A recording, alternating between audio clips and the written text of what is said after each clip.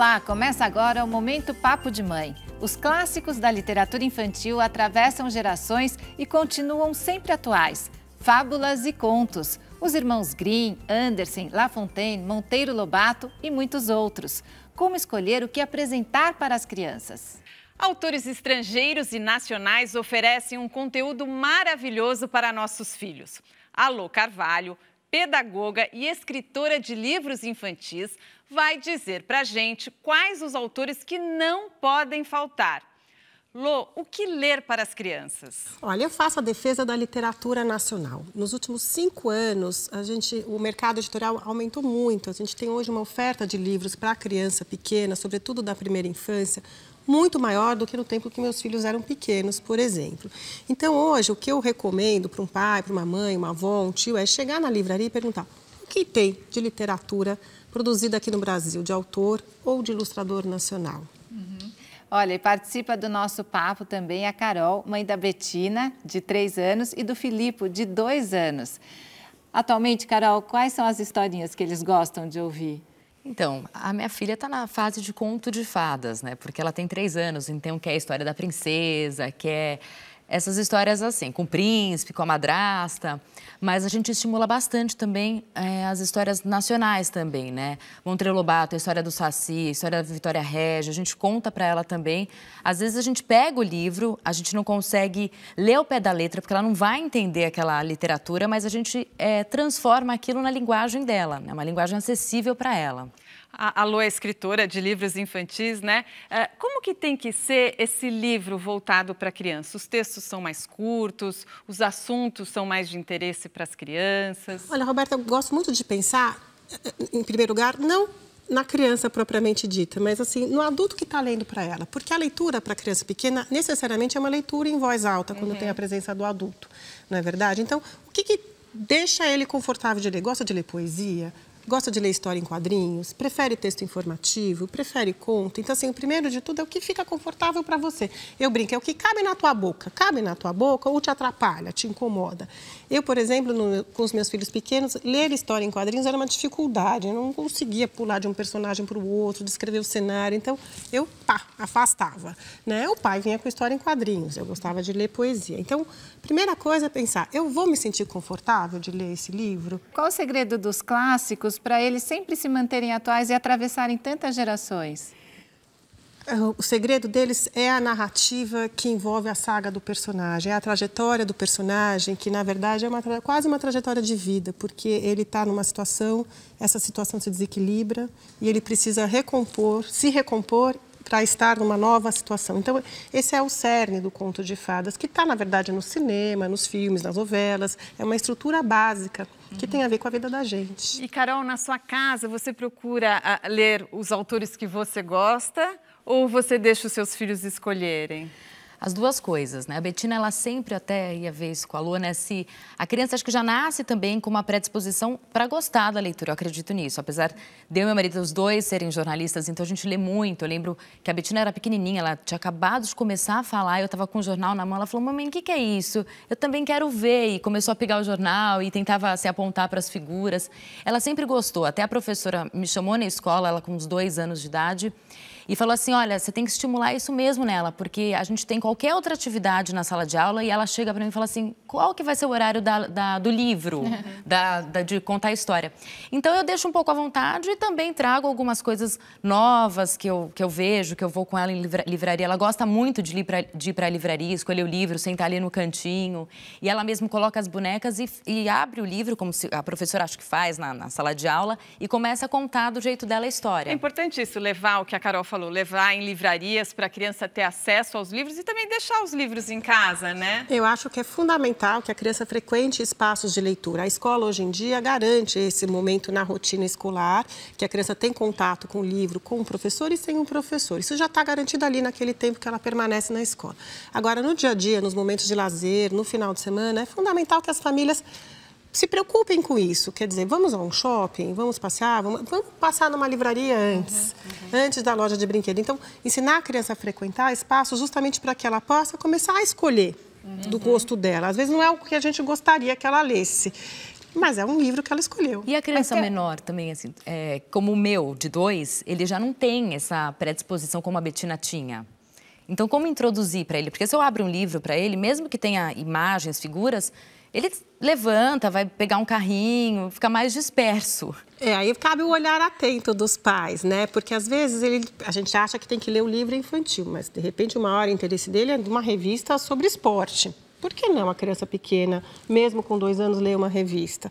Né? Eu acho que isso, o mais importante é a leitura e o gosto por ela, não importa o que ela esteja lendo. Dos clássicos da literatura, tem alguma coisa assim que até passa de mãe para filho? Por exemplo, qual era a sua história preferida e que você conta para os seus filhos? Então, é interessante isso. Eu sempre gostei, eu nunca gostava muito da história de falar da mocinha, da princesa. Eu gostava da madrasta, a história que tinha madrasta, da figura da bruxa ali, da ilustração de bruxa. E a Bettina também está para esse lado. E tem uns livros agora, infantis, que fala da bruxa. Até a bruxinha não sei o quê. E aí ela adora esses da bruxa. Então, acho que isso passou um pouquinho. Mas a leitura enquanto herança é muito bacana, né? A mesma coisa que a receita culinária, aquele bolo especial que vem de geração para geração. E você acaba incentivando, né? Os Então, filhos, os meus viram tudo do Ziraldo, Menino Maluquinho, que eu adorava. A Turma da Mônica, com Maurício de Souza, também é outra herança que eu faço questão deles levarem. Alguma coisa de Monteiro Lobato. E agora que eles estão maiores, por exemplo, outro dia eu falei de Fernando Pessoa. Eu falei, olha, então é meu autor de cabeceira. Como? De cabeceira? Tem livro na tua cabeceira? Ele está lá. Vocês nunca viram, é o Fernando Pessoa. Isso é muito importante, porque você passa a sua paixão, né? A criança acaba gostando também, né? Então, no próximo bloco, a Lô vai dar dicas de autores nacionais atuais para lermos para as crianças. O Momento Papo de Mãe volta já.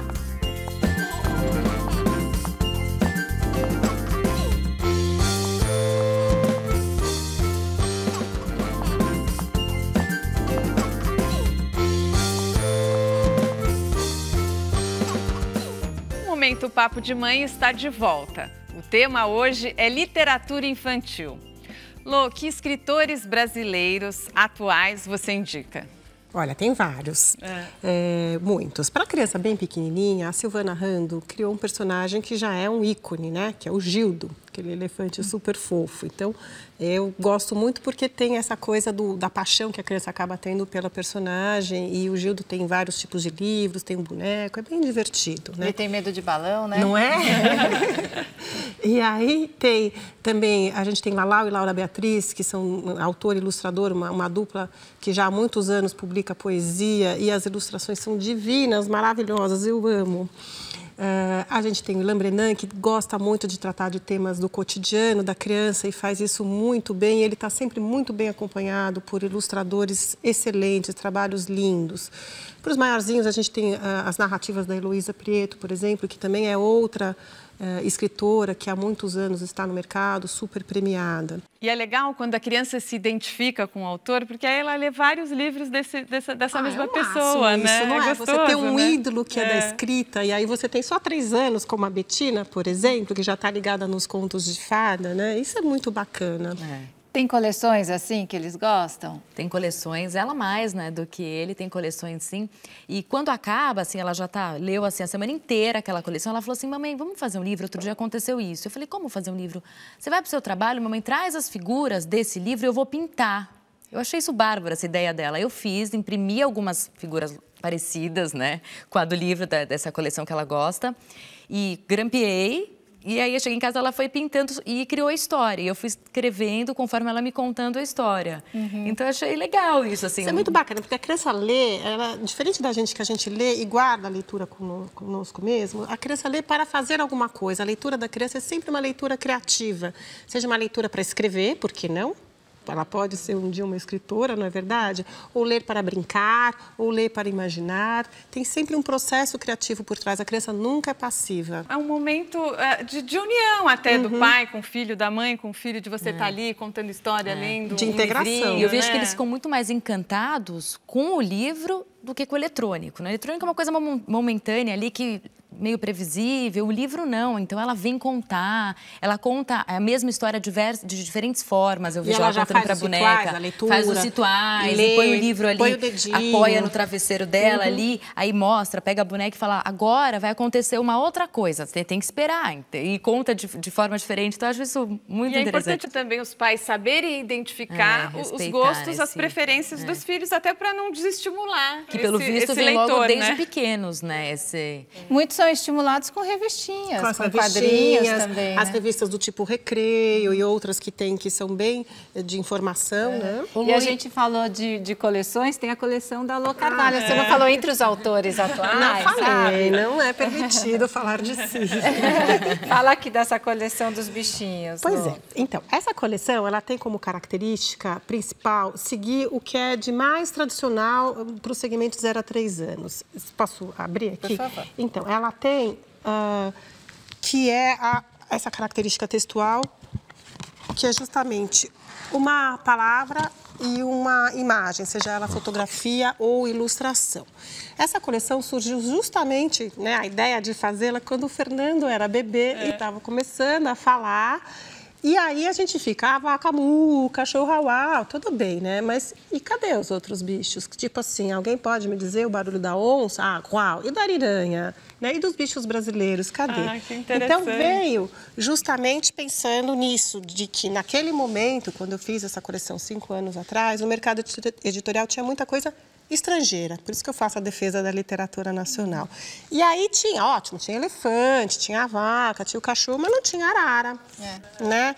Não tinha o macaco sagui. Sabe o que eu me lembro? Até não sei se acontece com você. Você vai ler algum livro de literatura estrangeira, aí tem a neve. Aí eu lembro que o meu filho ficava perguntando, mas quando que vai nevar aqui? Porque é uma brincadeira na neve que a gente não tem. Então tem os livrinhos que trazem, né? E o mercado, por isso que é interessante analisar quem está publicando aqui, porque aí tem um tempero brasileiro, né? Eu tenho visto livro para criança com brigadeiro. Olha que bacana, são os nossos doces, a nossa cultura, né? Tá tão rico hoje, Hoje em dia, sim. E olha só, a Alô, além de escritora, educadora, é também blogueira e tem o blog Bebê Leitor. Bebê Leitor, hein? Bebê Leitor, ele surgiu como um desafio, um autodesafio. Eu quero chegar em 100 autores nacionais para recomendar para os pais. Então, ele é uma ação minha, voluntária, de carinho e amor pela literatura infantil e de carinho e amor também pela leitura em família, porque eu acredito bastante nessa situação familiar. Então, a meta é chegar em 100 autores. Estamos lá, quase 50. E, Lô, nesse início, o papel dos pais é fundamental, né? Para criar esse hábito da leitura nas crianças, né? E eu acho que falta muita orientação, assim. Você vai numa livraria, dependendo, você não tem orientação de que livro comprar. Você fala, para 3 anos, nesse perfil, acho que esses. E, assim, acho que falta um pouco isso. Então, isso é muito bacana, para buscar uma orientação, os pais buscarem uma orientação no blog da Alô, porque a gente tem os professores também, mas nem sempre a gente tem acesso, consegue parar ali, eles pararem a aula para vir nos atender ali, para dar uma orientação de livro. Então, é bacana também essa orientação, porque eu sinto falta disso. Então, Lô, parabéns pelo seu trabalho. Obrigada pela participação no Momento Papo de Mãe. Carol, obrigada pela presença. Obrigada, meninas, uma delícia. O Momento Papo de Mãe terminou, mas no YouTube o papo nunca para. No nosso canal você pode conferir todos os programas que já foram ao ar. Até a próxima. Até. Tchau, tchau. Eu sempre gostei da ideia dos meus filhos escolherem livros e comprarem livros. Tanto é que até hoje eles têm ali direito por mês, além da mesada, direito de um livro por mês.